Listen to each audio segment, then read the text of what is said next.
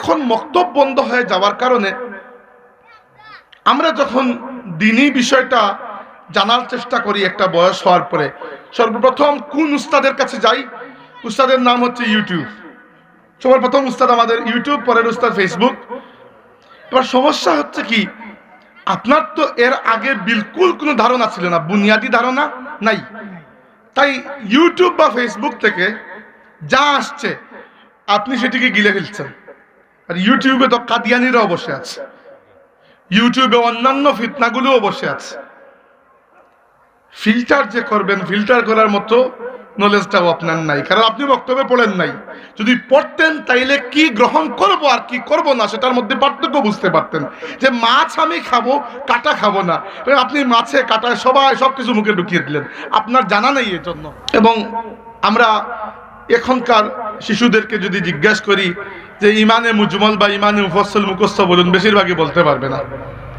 এই জন্য আমি স্কুল বা কলেজকে দোষ দেই না, কারণ স্কুল কলেজ তো তারা আপনাকে মুসলমান বানানোর জন্য খুলে নাই, তারা আপনাকে চাকরিজীবী বানানোর জন্য খুলছে। তো সেখানে আপনাকে চাকর বানাবে, মুসলমান তো বানাবে না। মুসলমান বানানোর জন্য প্রতিষ্ঠান হচ্ছে মসজিদ, মাদ্রাসা, রুহানি তরবিয়ত দেওয়ার জন্য খানকা, এরপরে হচ্ছে ইসলামী আন্দোলনের মাঠ, সেখানে গিয়ে আপনি যা শিখলেন সেটা বাস্তবায়ন করবেন। কিন্তু শিখার যে মূল জায়গাটা সেটা হচ্ছে মসজিদ, এবং মক্তবগুলো কিন্তু মসজিদেই হতো, এবং মসজিদের ইমাম সাহেব বা মুয়াজ্জিন বা এলাকার এরকম কেউ একজন মক্তবে পড়াতেন।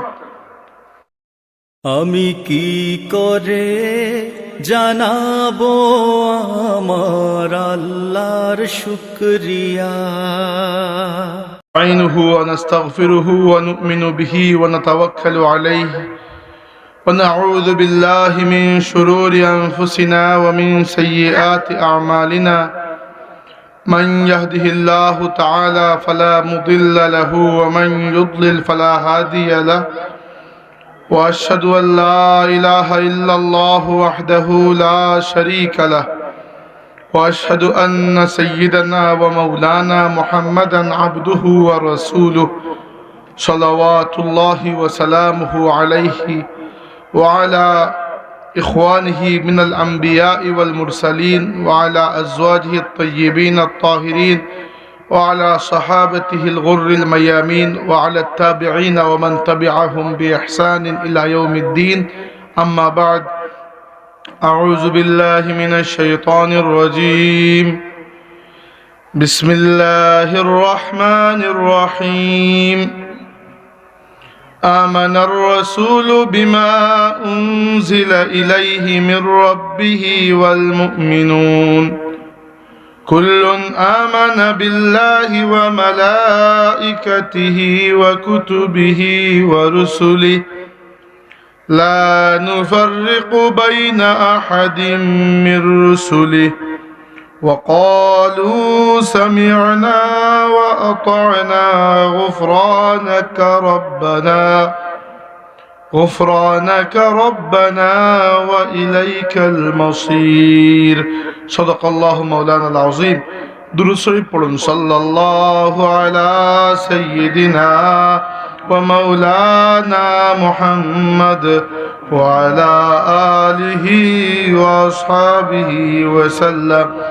সাল্লাল্লাহু আলা সাইয়্যিদিনা ওয়া মাওলানা মুহাম্মদ ওয়ালা আলিহি ওয়াসহাবিহি ওয়াসাল্লাম। মোহাম্মদপুর জামে মসজিদের উদ্যোগে মুর্দেগানের ইসালা সওয়াব উপলক্ষে আজকের এই মাহফিলে উপস্থিত সম্মানিত সভাপতিবৃন্দ এবং বাংলাদেশ আঞ্জুমানে তালামজি ইসলামিয়ার দায়িত্বশীল, বাংলাদেশ আঞ্জুমানে আল ইসলার দায়িত্বশীল বৃন্দ, এলাকার মুরব্বিয়ান, যুবকবৃন্দ, আল্লাহ রাব্বুল ইজ্জতের অশেষ শুকরিয়া আদায় করি। আল্লাহ আমাদেরকে এই মাহফিলে শরীক হওয়ার তৌফিক দিয়েছেন, আলহামদুলিল্লাহ। সম্মানিত হাজিরিন, আজকে ছোট পরিসরে আপনাদের সামনে কিছু বুনিয়াদী কথাবার্তা আমি বলবো, এজন্য যে ইসলামের যাবতীয় বুনিয়াদী শিক্ষা আমরা যে জায়গায় শিখেছি সেই জায়গাটা আজকে একেবারে বন্ধ হওয়ার মতো, সেটা হচ্ছে মক্তব। এখন মক্তবের তো নামই অনেকেই জানে না, আগে আমরা আপনাকে যদি জিজ্ঞেস করি কলিমা কালাম কোন জায়গায় শিখেছেন, আপনিও বলবেন মক্তবে। আমি ছোটকালে মক্তবে পড়েছি, প্রতিযোগিতায় প্রথম হয়েছি, একটা সাবান উপহার পেয়েছিলাম, আমার এতটুকু মনে আছে। তখনকার সময়ের জন্য এটা অনেক বিশাল কিছু ছিল। এবং আমরা এখনকার শিশুদেরকে যদি জিজ্ঞেস করি যে ইমানে মুজমল বা ইমানে মুফাসসল মুখস্থ বলুন, বেশিরভাগই বলতে পারবে না।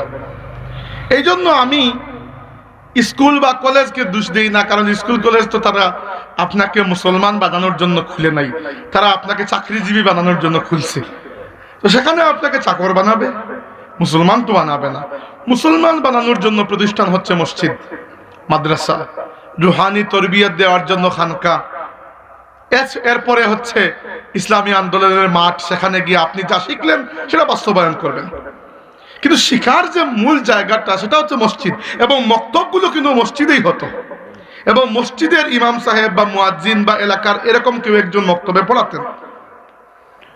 এখন মক্তব বন্ধ হয়ে যাওয়ার কারণে আমরা যখন দ্বীনি বিষয়টা জানার চেষ্টা করি একটা বয়স হওয়ার পরে, সর্বপ্রথম কোন উস্তাদের কাছে যাই? উস্তাদের নাম হচ্ছে ইউটিউব। সবার প্রথম উস্তাদ আমাদের ইউটিউব, পরের উস্তাদ ফেসবুক। এবার সমস্যা হচ্ছে কি, আপনার তো এর আগে বিলকুল কোনো ধারণা ছিল না, বুনিয়াদি ধারণা নাই। তাই ইউটিউব বা ফেসবুক থেকে যা আসছে আপনি সেটিকে গিলে ফেলছেন। আর ইউটিউবে তো কাদিয়ানিরাও বসে আছে, ইউটিউবে অন্যান্য ফিতনাগুলোও বসে আছে। ফিল্টার যে করবেন, ফিল্টার করার মতো নলেজটাও আপনার নাই, কারণ আপনি বক্তব্যে পড়েন নাই। যদি পড়তেন তাইলে কি গ্রহণ করব আর কি করব না সেটার মধ্যে পার্থক্য বুঝতে পারতেন। যে মাছ আমি খাবো, কাটা খাবো না, আপনি মাছে কাটায় সবাই সবকিছু মুখে ঢুকিয়ে দিলেন, আপনার জানা নেই। এর জন্য ফুলতলি সাহেব কিবলা একটা কিচ্ছা বলেছিলেন আমাকে একবার, যে বাংলাদেশে যখন পাকিস্তানের শাসন ছিল স্বাধীনতার আগে, তো মুক্তিযুদ্ধের সময় পাকিস্তানি সেনাবাহিনী এই দেশে ছিল। তারা সিলেটের বন্দরবাজারে এক ফল বিক্রেতাকে দেখেছে জাম বিক্রি করছে, কালো জাম। তো পৃথিবীর সব দেশে কিছু ফল হয়, কিছু ফল হয় না। আমাদের দেশে নারিকেল হয়, ইন্ডিয়াতে নারিকেল হয়, পাকিস্তানে নারিকেল হয় না, এরা নারিকেল কি জানেই না। আবার কিছু কিছু ফল যেগুলো আমাদের দেশে হয় না, অন্য কোনো দেশে হয়। যেমন ইদানিং এক দুটা ফল আমরা দেখছি যেগুলো বাইরে থেকে এনে আমাদের দেশে এখন মোটামুটি হয়, আগে মূলত এটা আমাদের দেশি ফল নয়। যেমন স্ট্রবেরি, স্ট্রবেরি কিন্তু আমাদের দেশের ফল নয়। আরেকটা হচ্ছে ড্রাগন ফল, অনেক দামি, 1 কেজি 1400 না 1500 টাকা, এটা আমাদের দেশের ফল। আমাদের দেশের ফল কি? পেয়ারা, জাম, আম, কাঁঠাল, এগুলো আমাদের দেশীয় ফল। তো যেহেতু পাকিস্তানিরা কালো জাম চিনে না, তারা গিয়ে অবাক হয়ে সেটা কিনতে চাইছে। দোকানদার বিক্রি করছে। এখন কালো জামের গাছগুলো মূলত হয় তখন কোনো ভালো জায়গায় নয়, একটা খারাপ জায়গায়। আমাদের বাড়িতে যতটা জামের গাছ সবগুলো গরুর ঘরের পেছনে। তো জামগুলো পড়ে একেবারে সেই জায়গায় যেখানে গরুর গোবর গিয়ে জমা হয়। বেশিরভাগ ক্ষেত্রে জাম গাছগুলো ওই সকল জায়গায় হয়। দোকানদার তো কখনো এগুলো ধুয়ে বিক্রি করবে না, তার কি গরজ? আপনার খাওয়ার আগে ধোয়া উচিত। পাকিস্তানি সেনাবাহিনী তো এগুলো জানে না এই ফল কিভাবে খেতে হয়। তো তারা কিনছে, কিনে আর পরিষ্কার করে নাই, যা পাইছে সব মুখের মধ্যে ঢুকিয়ে দিচ্ছে। এবার জামের মধ্যে একটা গোবরের পোকা ছিল। গোবরের পোকাগুলো মোটা মোটা হয় কিন্তু, তো পোকাও একটাও তার মুখের মধ্যে চলে গেছে। তখন যখন কামড় দিচ্ছে তখন পোকাটা চিউচিউ করে উঠছে। দোকানদার বলছে যে ফালান আপনি মুখ থেকে, একটা পোকা চলে গেছে। সে বলল পোকা যাক আর যাই যাক না কেন, টাকা দিয়ে কিনছে, আমি সবটা খেতে হবে। তো এবার যদি আপনি এরকম মনে করেন যে ইউটিউব আমাকে যা দিচ্ছে সবই নিতে হবে, শেষ পর্যন্ত দেখা যাবে আপনি লা ইলাহা উলা ইলা ইলাহা উলা, এদিকেও ঠাই পাচ্ছেন না, ওদিকেই ঠাই পাচ্ছেন না, মধ্যখানে। এজন্য বুনিয়াদী শিক্ষার খুব জরুরত। তাই আমি ইদানিং শুরু করেছি, অন্তত পক্ষে কমসে কম হবে 20টা ওয়াজে ইদানিং কালে আমি সবাইকে এই ওয়াজটাই করেছি। আমি যে বছর যে কয়েকটা সাবজেক্ট ধরি সবাই এইটা খাওয়া না পর্যন্ত আমি শান্তি নই। আমি কখনো একটা কথা বলে আর চলে যাই না, ওইটা কথা বারবার বলবো ওয়াজে, যেন আপনার মাথার মধ্যে এটি ফিট হয়ে যায়। আমার উদ্দেশ্য হচ্ছে আপনারা গিয়ে যেন আপনার বাড়িতে আমার কথাগুলো বলতে পারেন, আপনার বউকে, আপনার বোনকে, আপনার মাকে, বাচ্চাকে। তাইলে ওয়াজের সার্থকতা আছে না, যে এত টাকা দিয়ে মাহফিল করার লাভটা কি যদি আপনি ওই কান দিয়ে শুনেন ওই কান দিয়ে বের করে দেন। তাইলে আজকে একটা বুনিয়াদি কথা বলবো, একটা হাদিসের আলোকে, একটা ওয়াজ। হাদিসটি বলার আগে প্রথমে বলি, পুরো কুরআন শরীফের মধ্যে মর্যাদার দিক থেকে সবচেয়ে মর্যাদাবান সূরা হচ্ছে সূরাতুল ফাতিহা। এবং কি সূরাতুল ফাতিহাকে বলা হয় উম্মুল কিতাব, সমস্ত কুরআনের মা। আল্লাহর নবী বলেছেন সূরা ফাতিহার মতো কোন সূরা না আগের কোন আসমানি কিতাবে নাজিল হয়েছে, না এই কুরআনের মধ্যে ফাতিহার বরাবর কোন সূরা আছে। একইভাবে আল্লাহর নবীর যতগুলো হাদিস আছে, সমস্ত হাদিসের মধ্যে আমি আপনাদেরকে আজকে যে হাদিসটা বলবো, সেই হাদিসের মর্যাদা একই রকম, যেরকম সূরা ফাতিহার মর্যাদা পুরো কোরআনের মধ্যে। যেভাবে সূরা ফাতিহাকে বলা হয় উম্মুল কিতাব, কুরআনের মা, একইভাবে এখন আমি যে হাদিসটা বলবো সেই হাদিসটাকে বলা হয় উম্মুস সুন্নাহ, অর্থাৎ সমস্ত সুন্নতের মা। এই হাদিসটা মুখস্থ পুরোটা আপনি করতে পারবেন না, লম্বা কথাবার্তা, কিন্তু আপনি পুরো বিষয়টা বুঝে যাবেন এবং গিয়ে আপনার সন্তানকে আপনি অবশ্যই এটি শিখাবেন। এটা হচ্ছে আমার দাবি। আমরা শুরু করি, যেহেতু বেশি সময় নাই, লম্বা করার সুযোগ নেই। সাহাবীরা বলেছেন এই হাদিসটা আপনি দুনিয়ার সমস্ত হাদিসের কিতাবে পাবেন। এই জন্য কোন কিতাবে আছে সেটি আর বলছি না, হাদিসের যত কিতাব আছে প্রত্যেক কিতাবে এই হাদিস পাবেন। এই হাদিস সাহাবায়ে কেরামের মধ্যে প্রায় এক জামাত মানুষ বর্ণনা করেছেন, কারণ সবার সামনে ঘটনা হয়েছে। ঘটনা কি? আল্লাহর নবী বসে আছেন, সামনে সাহাবীরা বসে আছেন। ওই সময় এক মুসাফির আসলেন। সাহাবীরা বললেন, আমরা মুসাফিরকে দেখে একটু অবাক হয়ে গেলাম, কারণ উনাকে আমরা কেউ চিনি না, মদিনার বাইরে থেকে আসছেন। কিন্তু বাইরে থেকে আসলে চেহারার মধ্যে যে একটা ক্লান্তি আসে, ওইরকম কোনো ক্লান্তি নাই, বরং তার কাপড়টা দবদবে সাদা, চুলটা খুব সুন্দর পরিপাটি করা, খুব কুচকুচে কালো, ধুলাবালি লেগে আছে এরকম নয়, খুব পরিপাটির চেহারা। তিনি এসে আমাদের মজলিসের মধ্যে ঢুকে গেলেন এবং সামনে বাড়তে বাড়তে একেবারে রাসূলুল্লাহ সাল্লাল্লাহু আলাইহি ওয়াসাল্লামের সামনে গিয়ে নামাজে আমরা যেরকম বসি আদবের সাথে, এইরকম আল্লাহর নবীর সামনে বসে পড়লেন এবং দুটি হাত রাসূল আকরাম সাল্লাল্লাহু আলাইহি ওয়াসাল্লামের উরু মুবারকের উপর অথবা তার নিজের উরুর উপর রেখে দিলেন ওই মুসাফির।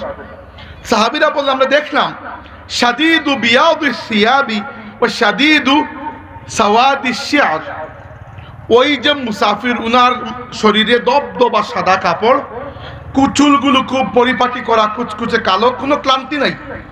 নরমালি মরুভূমি দিয়ে যখন আপনি আসবেন, উঠে চড়ে ঘোড়ায় চড়ে ধুলাবালি লাগবে। আমি গাড়ি দিয়ে সিলেট থেকে আসছি, তারপরে মনে হচ্ছে একটু ক্লান্তি লাগতেছে।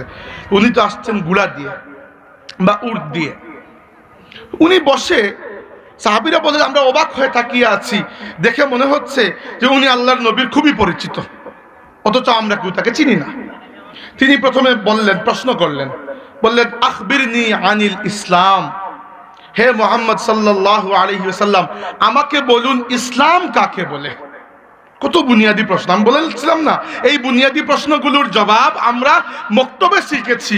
আজ মক্তব নাই বলে আমি অন্তত 20টা মাহফিলে এই হাদিস বলেছি, কমসে কম 20টা মাহফিল হবে। কারণ ওয়াজের উদ্দেশ্যই হচ্ছে আপনাদেরকে এরকম কিছু শিখিয়ে যাওয়া যে কথাগুলো পরবর্তীতে অন্যদের কাছে পৌঁছাবে। ইসলাম কাকে বলে খুবই বুনিয়াদি প্রশ্ন। নিজেকে যে মুসলমান বলেন, ইসলামের দাওয়াত দেন, দ্বীনি খেদমত করেন, এই করেন সেই করেন, হোয়াট ইজ ইসলাম? আল্লাহর নবী জবাব দিলেন, আল ইসলামু আন তাশহাদা আল্লা ইলাহা ইল্লাল্লাহ ওয়া আন্না মুহাম্মাদার রাসূলুল্লাহ ওয়া তুকিমাস সালাতা ওয়া তু'তিয়াজ যাকাতা ওয়া তাসুমা রমাদানা ওয়া তাহুজ্জাল বাইত মান ইসতাতাআ ইলাইহি সাবিলা। বললেন ইসলাম হচ্ছে 5টা জিনিসের সমষ্টি। ইসলাম হচ্ছে 5টা জিনিসের সমষ্টি। প্রথমটা হচ্ছে শাহাদত, আল্লাহ ছাড়া কোনো মাবুদ নাই এবং মুহাম্মদ সাল্লাল্লাহু আলাইহি ওয়াসাল্লাম আল্লাহর বান্দা এবং রাসূল। এই শাহাদত।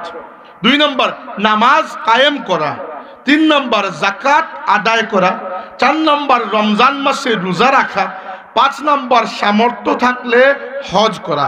এই 5টা থেকে একটাও বাদ দিলে ইসলামের ছাদ ভেঙে পড়বে। ইসলামের ছাদকে টিকিয়ে রাখতে হলে নিচে কমসে কম এই 5টা খুঁটি আপনাকে গাঁথতেই হবে। 4 কোণার 4টা, নামাজ রোজা হজ যাকাত। আর ঈমান যেটা, কালিমা যেটা, এটা হচ্ছে নিচের ফাউন্ডেশন। নিচে একটা ফাউন্ডেশন, উপরে লিন্টার থাকে, এর উপরে ছাদ হয়। ধরেন এটা ইসলাম। ওই ব্যক্তি বললেন সাদাক্তা, আপনি ঠিক বলছেন। সাহাবীরা বললেন আমাদের রাগ উঠে গেল, তুমি কিভাবে বুঝলে ঠিক বলছেন? কারণ কাউকে যদি আমি বলি ঠিক বলছেন, তাইলে বোঝা গেল আমার আগ থেকে জানা আছে। সাহাবীদের হিসাব হচ্ছে আমার নবী তোমাকে শিখিয়েছেন, আর তুমি কোন জায়গার কোন বাপু এসে বলতেছো ঠিক বলছেন। সাহাবীদের আদব ছিল আল্লাহর নবীর জন্য। মুগীরা ইবনে শুবা রাদিয়াল্লাহু আনহুর চাচা একবার আল্লাহর নবীর কাছে আসলেন। এসে মহব্বতের জন্য, উনি মুসলমান নন, মুশরিক ছিলেন, কিন্তু মহব্বত প্রসন্ন আল্লাহর নবীর দাড়ি মুবারকে হাত দিয়ে কথা বলতে শুরু করলেন। আরবরা খুব মায়া দেখানোর জন্য দাড়িতে হাত দেয়। তো সাহাবীরাও একে অন্যের দাড়িতে হয়তো হাত দেন, কিন্তু নবীর দাড়িতে হাত দেওয়া ওইটা লিমিটের বাইরে। মুগীরা রাদিয়াল্লাহু আনহু ঠাস করে তার চাচার হাতে বাড়ি দিলেন, চাচা হাত নামান। চাচা আপনি ঠিক আছে, আমার দাড়ি পর্যন্ত হাত দেওয়া ঠিক আছে, আবু বকর পর্যন্ত ঠিক আছে, রাসূলুল্লাহ সাল্লাল্লাহু আলাইহি ওয়াসাল্লামের সাথে এইরকম দুস্তি চলবে না। আল্লাহর নবীর জায়গা যখন আসবে ওই মাকামটা অন্য ধরনের। যাই হোক, সাহাবীরা বললেন আমরা বসে আছি। কারণ সাহাবীরাও চিন্তা করলেন যে এই প্রশ্ন তো আমরা কোনোদিন করি নাই। 2 নম্বর উনি প্রশ্ন করলেন আখবিরনি আনিল ঈমান, আমাকে বলুন ঈমান কাকে বলে। আরেকটা বুনিয়াদি প্রশ্ন। প্রথমটা ছিল ইসলাম কাকে বলে, এখন হচ্ছে ঈমান কাকে বলে। আল্লাহর নবী জবাব দিলেন আল ঈমানু আন তুমিনা বিল্লাহি ওয়া মালাইকাতিহি ওয়া কুতুবিহি ওয়া রুসুলিহি ওয়াল ইয়াউমিল আখিরি ওয়া তুমিনা বিল কদরি খাইরিহি ওয়া শাররিহি। এতটুকু। ঈমান হচ্ছে 6টা বিষয়ের উপর বিশ্বাস করার নাম। প্রথমে বিশ্বাস করা আল্লাহর উপর, তারপরে ফেরেশতাদের উপর, তারপরে যত আসমানি কিতাব আল্লাহ নাজিল করেছেন সবগুলোর উপর। মানতে হবে না সবগুলো, খালি বিশ্বাস করতে হবে। মানতে হবে শুধু একটা, যেটা আল্লাহ আপনাকে দিয়েছেন। 4 নম্বর, যত নবী রাসূল আল্লাহর পক্ষ থেকে এসেছেন সবাইকে বিশ্বাস করতে হবে। মানতে হবে না, মানতে হবে শুধু আপনার জনকে। 5 নম্বর, আখিরাতের উপর। আখিরাত বলতে মৃত্যু পরবর্তী থেকে নিয়ে যাবতীয় যা কিছু আছে সবই আখিরাতের অন্তর্ভুক্ত। কবরের সওয়াল জবাব থেকে শুরু করে হাসরের ময়দান, জান্নাত জাহান্নাম, বিচার আদালত, যা কিছু আছে সব জমিয়ে ইন টোটাল আখিরাত। আর 6 নম্বর হচ্ছে তাকদীরের উপর। 2টা বিষয় একটু ব্যাখ্যা করার দাবি রাখে, বাকিগুলো আপনারা বুঝতে পারছেন জানি। 2টা বিষয়, একটা হচ্ছে আল্লাহর প্রতি ঈমান মানে কি, আর একটা হচ্ছে তাকদীর মানে কি। আল্লাহর প্রতি যে আমরা ঈমান আনি, কি হিসাবে ঈমান আনি? ধরেন আমাকে রফিক ভাই বললেন, ভাই আমি আপনাকে বড় পছন্দ করি। কোনো না কোনো ক্ষেত্রে বা কোনো না কোনো হিসাবে তো পছন্দ করেন। পছন্দেরও তো একটা ক্ষেত্র থাকতে হবে যে আপনাকে আমি ভাই হিসাবে খুব পছন্দ করি, বা আপনাকে আমি বন্ধু হিসাবে খুব পছন্দ করি, বা বক্তা হিসাবে খুব পছন্দ করি, বা লেখক হিসাবে খুব পছন্দ করি। কোনো একটা তো ক্ষেত্র। আমরা আল্লাহকে যে বিশ্বাস করি, কি হিসাবে বিশ্বাস করি? আপনি চলে যান কালিমার মধ্যে। আমরা বলি লা ইলাহা ইল্লাল্লাহু মুহাম্মাদুর রাসূলুল্লাহ। 2টা পার্ট। লা ইলাহা ইল্লাল্লাহ এক পার্ট, মুহাম্মাদুর রাসূলুল্লাহ এক পার্ট। মুহাম্মাদুর রাসূলুল্লাহ পার্ট আপাতত রাখছি। লা ইলাহা ইল্লাল্লাহর মধ্যে যদি আসেন, আপনি কি বলছেন? আল্লাহ ছাড়া কোনো মাবুদ নাই। এই জায়গায় আমি সবসময় একটা জিনিস, একটা কথা এড করি, সেটা হচ্ছে আল্লাহ ছাড়া কোনো মাবুদ নাই এরকম বিষয়টাকে না বুঝে বোঝা উচিত এভাবে। এই দুনিয়াতে যদি আপনি দেখেন, বিভিন্ন মানুষ তার ইচ্ছা মতো বিভিন্ন মাবুদ বানিয়ে নিয়েছে। আপনার আশেপাশে যদি হিন্দু মানুষ থাকেন, তাহলে দেখবেন তাদের কত মাবুদ। প্রত্যেক সিজনে সিজনে নতুন নতুন পূজা হয়।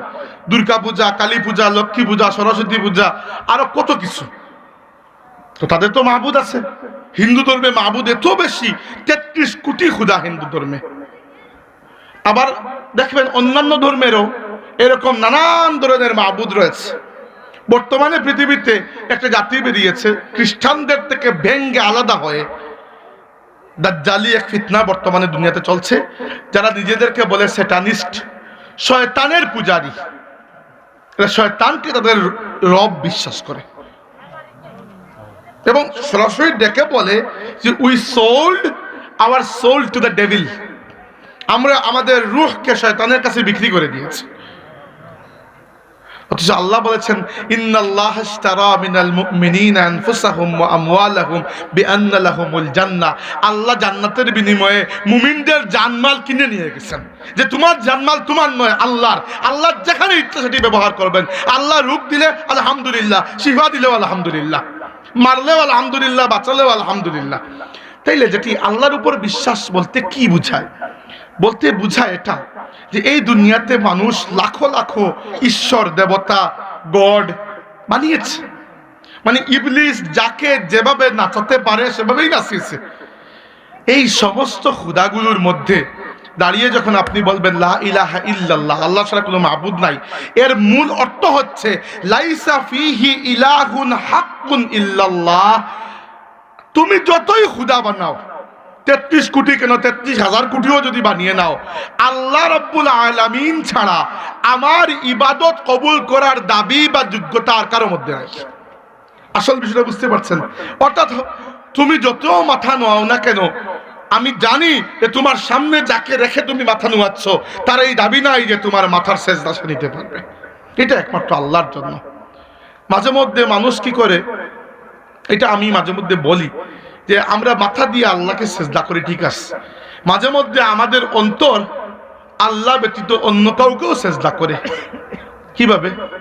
দেখেন, আপনি এক কোম্পানিতে চাকরি করেন, আসরের নামাজের টাইম হয়েছে, আল্লাহ রাব্বুল আলামিন আপনাকে বলেছেন নামাজ পড়ার জন্য আসরের, আপনি পড়ছেন না কারণ বস নিষেধ করেছেন, বস নিষেধ করেছেন।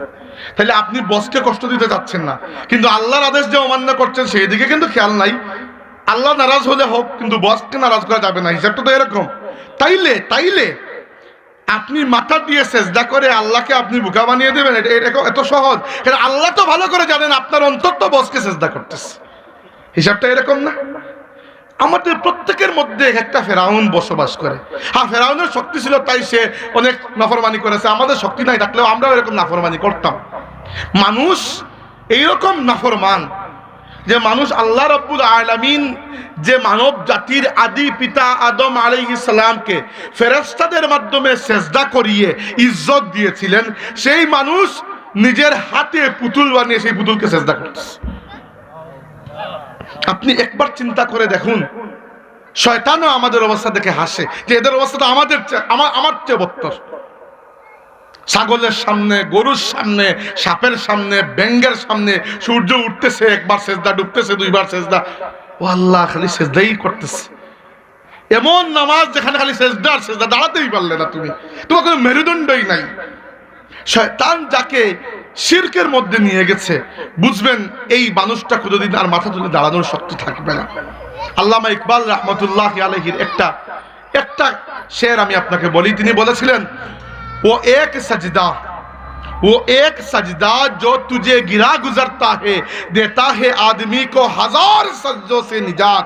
আল্লাহরে একটা সেজদা করতে তোমার কোমরে ব্যথা করে, কিন্তু তুমি বুঝতে পারো না ওই এক সেজদা আল্লাহকে করার কারণে বাকি হাজারটা মানুষের সামনে হাজারটা সেজদা করা থেকে তুমি বেঁচে যাচ্ছ। যে আল্লাহর সামনে মাথা নোয়ায় তার অন্য কারোর সামনে মাথা নোয়ানোর প্রয়োজন পড়ে না। যে রাতের অন্ধকারে উঠে সেজদায় গিয়ে আল্লাহর কাছে কাঁদে, তার দিনের ফর্সার মধ্যে কখনো কাঁদা লাগে না। হিসাবটা এরকম, খুবই সহজ, 2 2 4, এখানে এত মাথা খাটানোর কিছু নাই। যে আল্লাহর সামনে মাথা নুয়াচ্ছে, আল্লাহ বাকি সব কিছুকে তার সামনে নুইয়ে দেবেন। আর যে বাকি সবার সামনে নুয়ে যাচ্ছে, তার ইজ্জত তো আপনিই বুঝতে পারেন।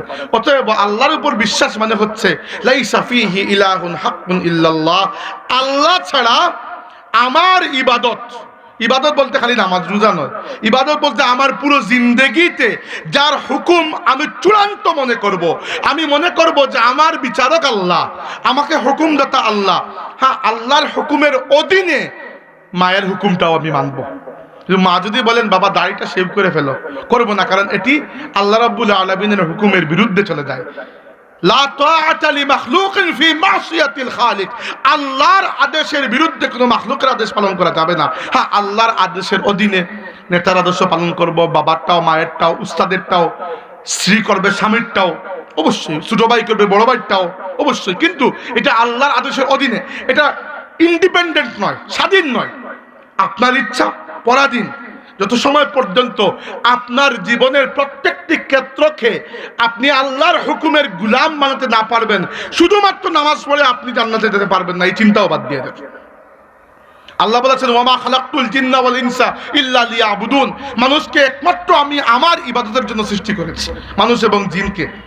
তো নামাজ তো আপনি সারা জিন্দগি পড়তে পারবেন না।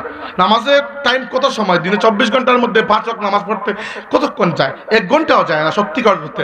আমরা যেরকম 4G স্পিডে নামাজ পড়ি, সেরকম স্পিডে হইলে তো আরো কমে যাওয়ার কথা। ঢাকায় শুনলাম এক ইমাম সাহেব, ঢাকায় না কোন এক জায়গায় জানি, শুনলাম মুফতি সাহেব বলেছিলেন আমাকে, তারাবির 20 রাকাত সে 10 মিনিটে পড়াই ফেলছে, তাও আবার খতম তারাবি, সুবহানাল্লাহ বা নাউজুবিল্লাহ, যে কোনো একটা আর কি। তারাবির 20 রাকাত নামাজ সে খতম তারাবি পড়াইছে 10 মিনিটে। ওই ব্যক্তি তো সূরা ফাতিহার হক আদায় করতে পারে নাই। তাহলে এইরকম নামাজ পড়ে, আচ্ছা তাও বুঝলাম নামাজ ওকে, কিন্তু সারা জিন্দগির তো আপনি নামাজ রোজা করবেন না। তাহলে আল্লাহ যে বলেন তোমাদেরকে তৈরি করেছি কেবল আমার ইবাদতের জন্য, তার মানে হচ্ছে নামাজ রোজা হচ্ছে মৌলিক ইবাদত। এছাড়াও এগুলো মৌলিক করতেই হবে।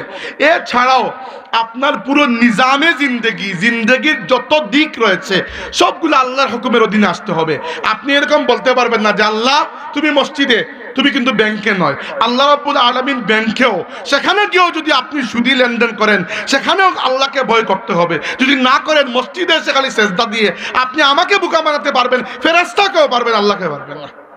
এটা মনে রাখা দরকার। আপনি বাজারে গেছেন, সাথে এটা মনে রাখতে হবে, আমার নবী বলেছেন মান গাশশানা ফালাইসা মিন্না, যে ব্যবসার ক্ষেত্রে প্রতারণা করে সে আমার উম্মতের অন্তর্ভুক্ত নয়। আল্লাহ নবী বলেছেন যে ওজনে কম দেয় তার উপর লানত পড়ে। তাহলে আপনি বলবেন না ওইটা নামাজের বিষয়, এটা আল্লাহকে মানবো, বাকিটাতে মানবো না, আমার ব্যবসা আমার।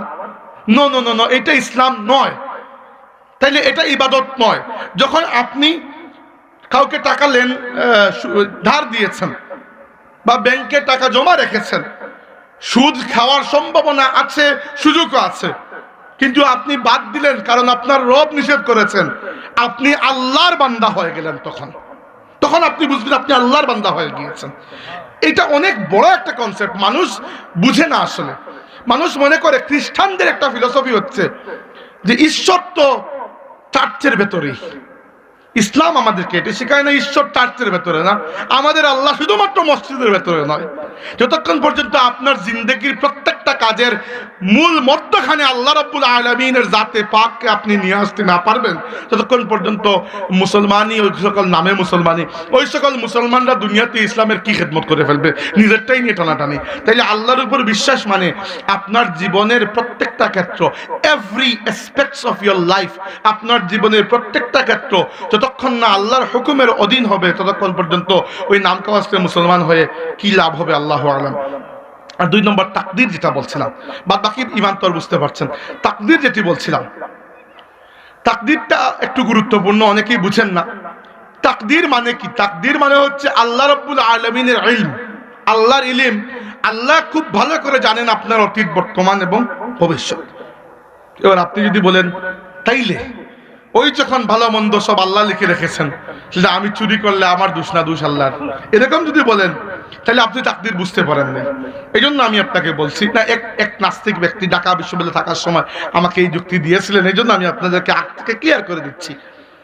তাকদীর হচ্ছে আল্লাহর ইলম, আল্লাহ জানেন, বাট ওই জানাটা আপনার কাজের উপর কোনো আসর করে না। কারণ হচ্ছে আপনার স্বাধীন ইচ্ছার মালিক আল্লাহ আপনার নিজেকে বানিয়ে দিয়েছেন। আল্লাহ রাব্বুল আলামিন হেদায়েত দিয়ে দিয়েছেন স্পষ্ট করে। এরপরে বলেছেন ফামান শাআ ফালইউমিন ওয়া মান শাআ ফালইয়াকফুর, চাইলে মুমিন হও, চাইলে কাফির থাকো।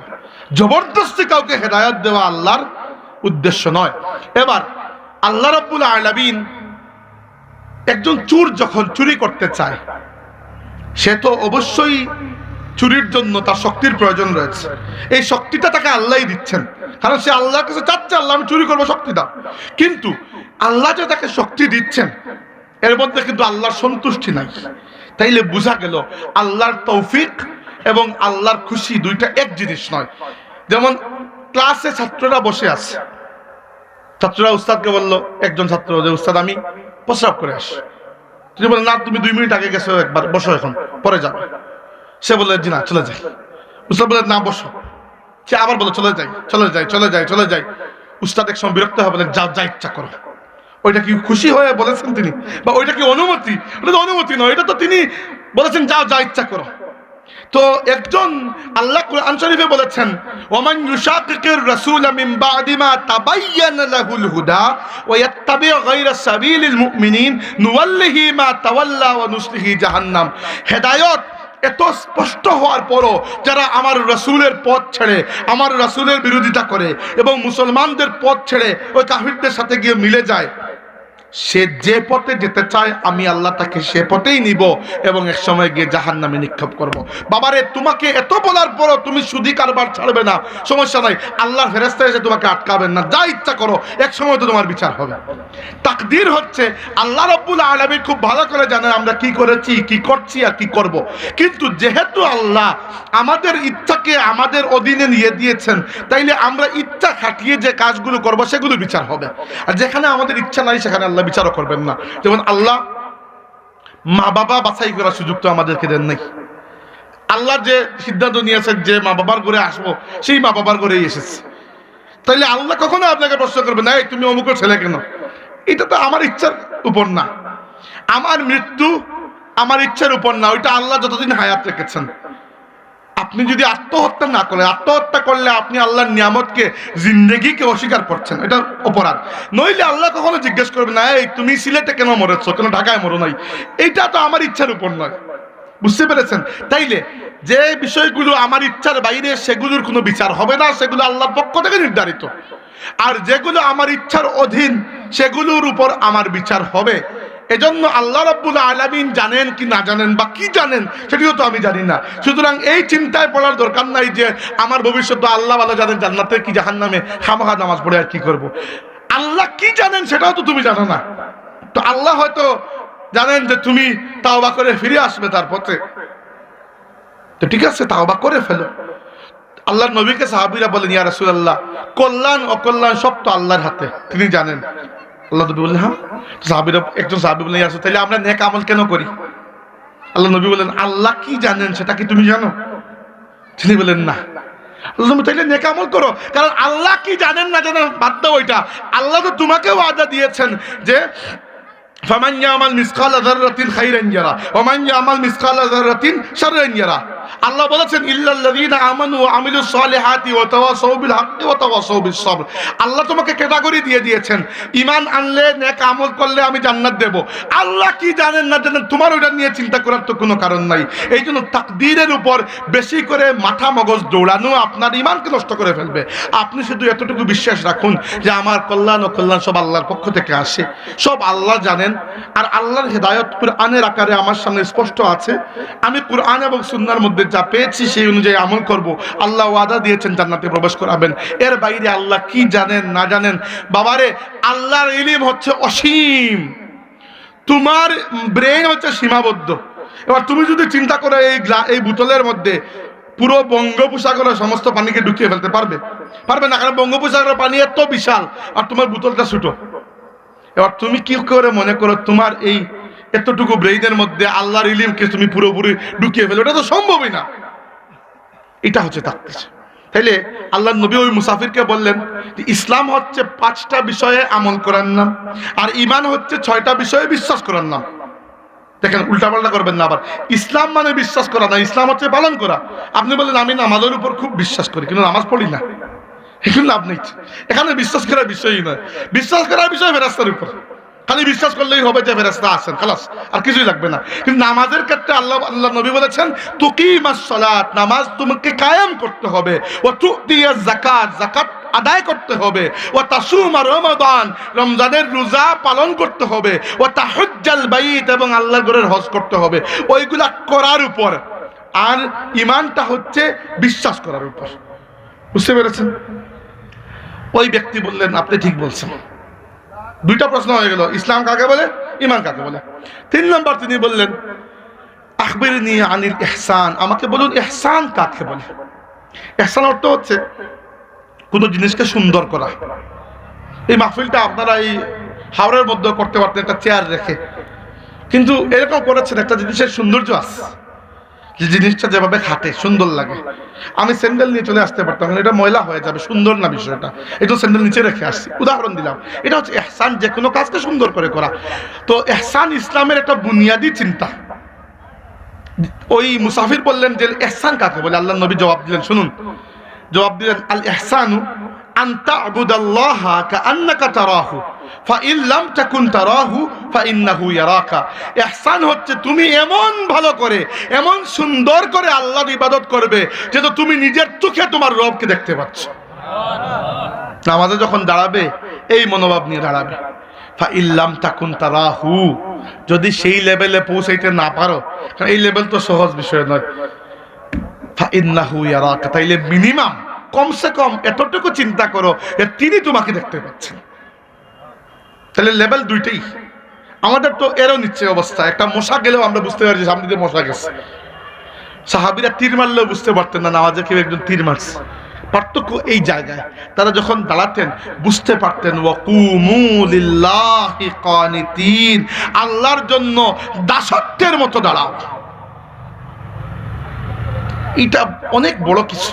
ফুলতুলি সাহেব রহমতুল্লাহি আলাইহির কাছে একবার চ্যানেল আই থেকে, চ্যানেল আই একটা টেলিভিশন আছে না, চ্যানেল আই থেকে একবার তারা গিয়েছিল ফুলতলিতে রমজান মাসে কিভাবে কি দারুল কিরাত কিভাবে হয় এইগুলা ভিডিও করার জন্য।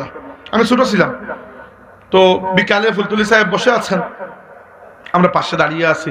তো চ্যানেল আইয়ের সাংবাদিক ফুলতুলি সাহেবকে জিজ্ঞেস করলে যে আপনাকে মানুষ পীর সাহেব বলে, পীর সাহেব বা পিরাকি জিনিসটা কি আসলে? ফুলতুলি সাহেব জবাব দিলেন, পিরাকি হচ্ছে সুন্দর করে আল্লাহর ইবাদত করা। তখন তো আমি সেটাই তার কাছ থেকে শুনেছি, শিখে গেছি।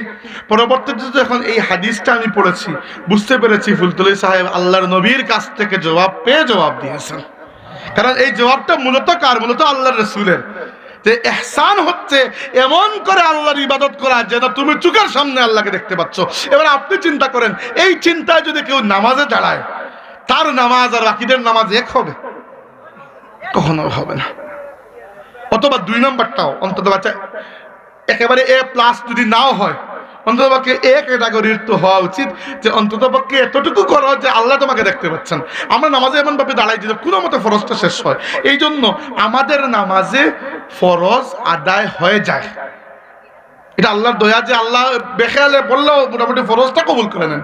কিন্তু নামাজের উদ্দেশ্য একমাত্র ফরজ আদায় করা নয়, নামাজের উদ্দেশ্য আল্লাহর সাথে কানেকশন তৈরি করা, ওইটা আমাদের হয় না। বুঝতে পেরেছেন? নামাজের উদ্দেশ্য দুইটা, একটা হচ্ছে নামাজ পড়তে হবে নইলে পিঠা খাবো, আল্লাহ জাহান্নামে ঢুকাবেন। আমরা বেশিরভাগ মানুষ এই জন্য নামাজ পড়ি, না পড়লে পিঠা খাবো। আর একটা নামাজ হচ্ছে নামাজ এই জন্য পড়ি কারণ নামাজে যখন আমি দাঁড়াই তখন আমি আমার রবের সাথে সরাসরি কানেক্টেড থাকি। এই যে আনন্দটা, এটা তারাই বুঝতে পারেন যারা ইহসানের পর্যায়ে পৌঁছেছেন।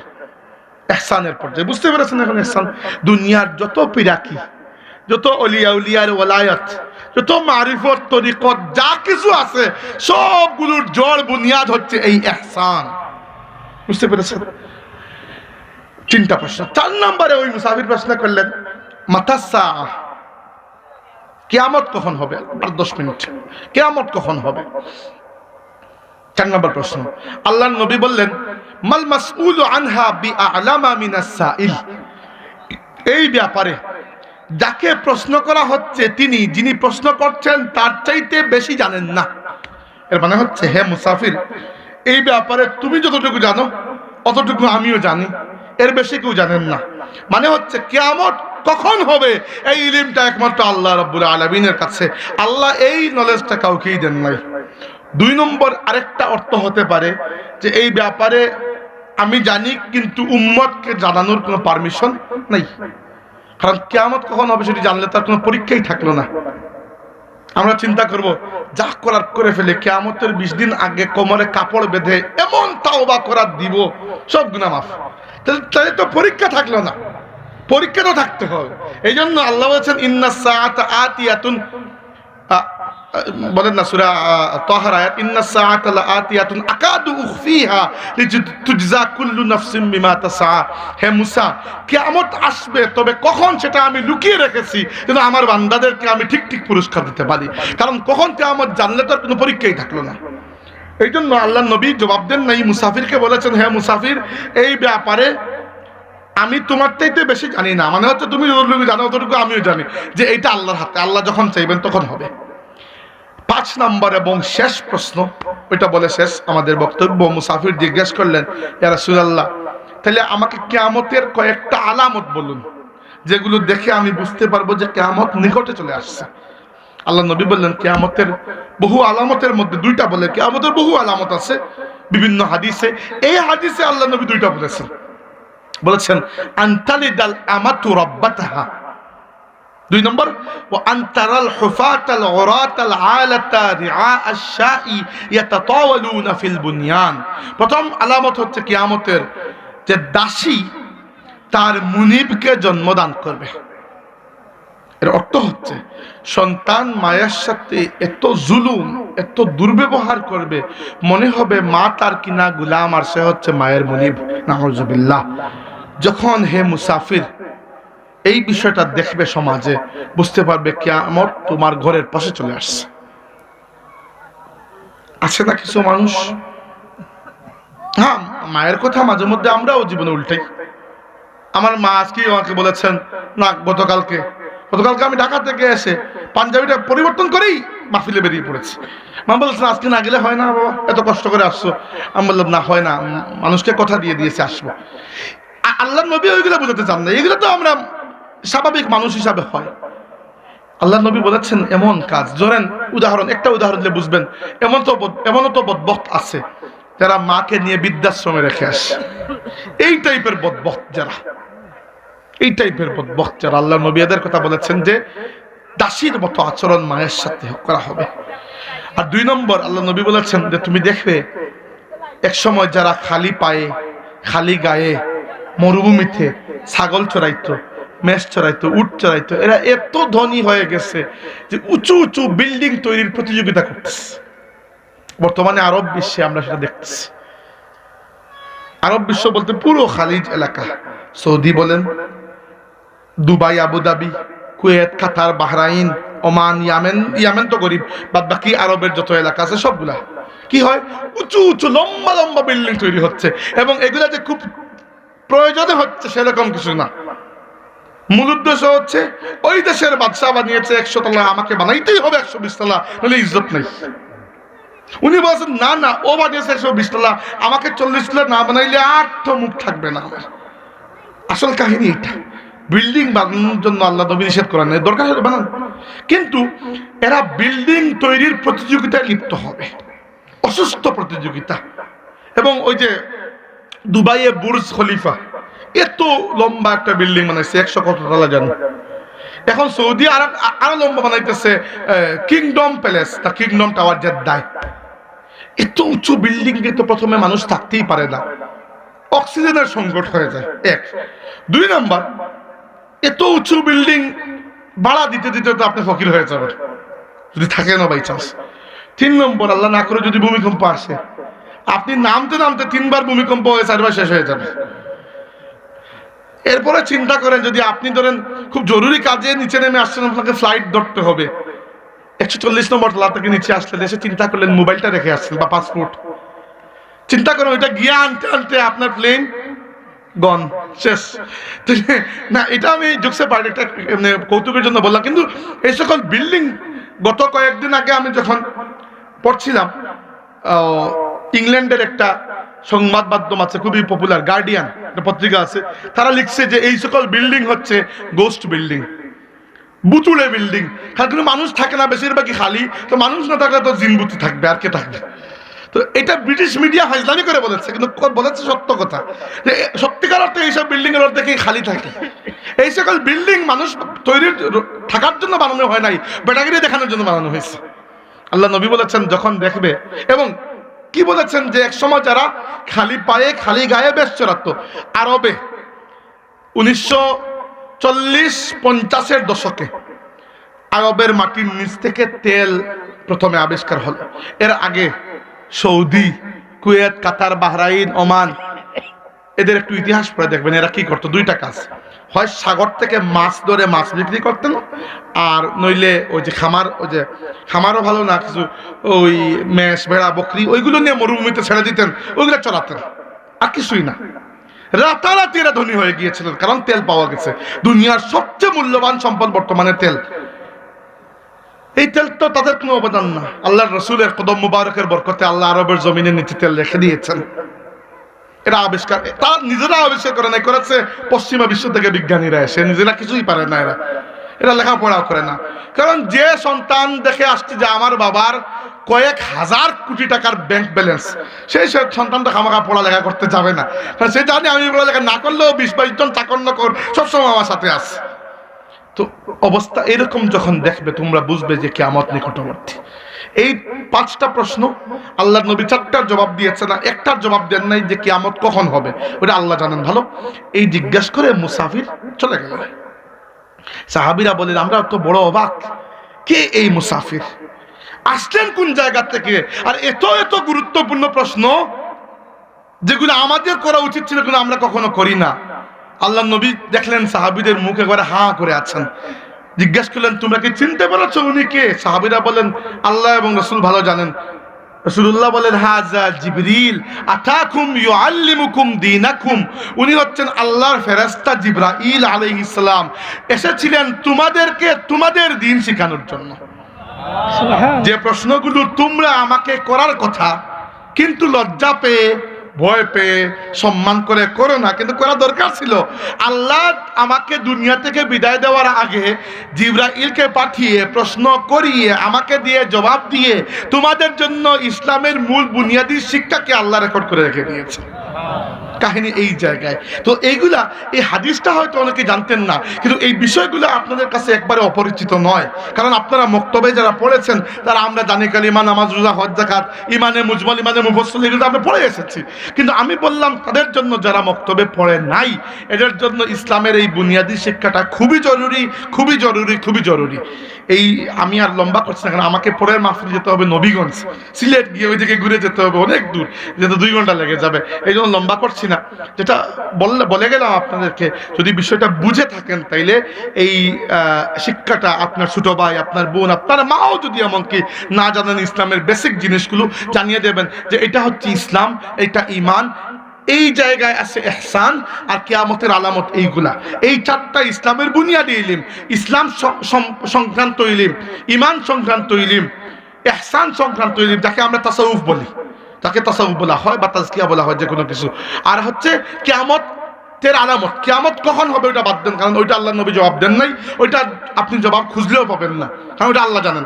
কিন্তু কিয়ামতের আলামত, আলামত কেন গুরুত্বপূর্ণ? কারণ কিয়ামতের একেবারে প্রান্তে আমরা চলে আসছি, আমরা একবারে উম্মতে আখিরুজ্জামান। এটা আমি কোনো গায়েবের খবর বলছি না আপনাকে, আল্লাহর নবীর হাদিসের মধ্যে কিয়ামতের যত আলামত আমরা পেয়েছি বেশিরভাগই দুনিয়াতে বাস্তবায়ন হয়ে গেছে। এই জন্য এটা কোনো কারামত আমি বলছি না, এটা বাস্তবতা। এই জন্য আমাদের জানা উচিত কিয়ামতের আগে আল্লাহর নবী অনেক বড় বড় ফিতনার ব্যাপারে আমাদেরকে সচেতন করেছেন। এই ফিতনাগুলো থেকে আমরা যেন বাঁচতে পারি, আমাদের পরিবারকে যেন বাঁচাতে পারি। একা জান্নাতে গিয়ে তো লাভ নাই। আল্লাহ বলেছেন ইয়া আইয়ুহাল্লাযীনা আমানু কু আনফুসাকুম ওয়া আহলিকুম নারা, নিজেকে জাহান্নাম থেকে বাঁচাও, পরিবারকেও বাঁচাও। দোয়া করো রব্বানা লা তুযিগ কুলুবানা, দুঃখিত, রব্বানা হাব লানা মিন আজওয়াজিনা ওয়া যুররিয়াতিনা কুররাতা আয়ুনিন ওয়াজআলনা লিল মুত্তাকিনা ইমামা। এগুলো কার জন্য দোয়া? পরিবারের জন্য।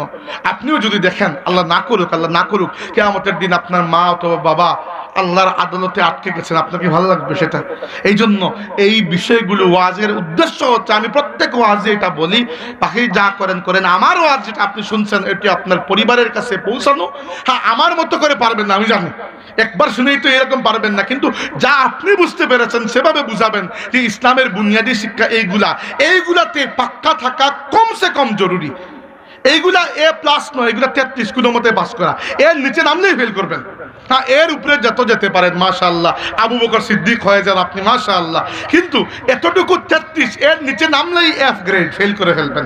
এতটুকু ইসলামের বুনিয়াদ ভিত্তি। আল্লাহ রাব্বুল আলামিন আমাদেরকে এটা যথার্থভাবে বুঝার এবং এর উপর টিকে থাকার তৌফিক দিন, আমরা বলি আমিন। ওয়া আখিরু দাওয়ানা আনিল হামদুলিল্লাহি রাব্বিল আলামিন। দুরূদ শরীফ পড়ুন সাল্লাল্লাহু আলা সাইয়্যিদিনা